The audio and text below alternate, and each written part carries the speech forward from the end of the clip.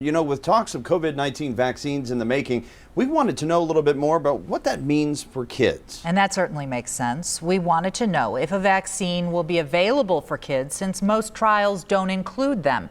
Raven Richard got answers. And parents, here's what you need to know.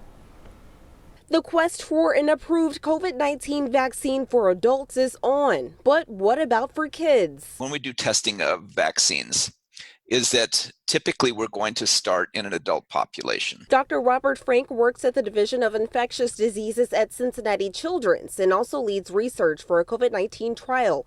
He says researchers study adults first to see how they'll react. Got the idea as far as their safety and how well they make an immune response in the adults.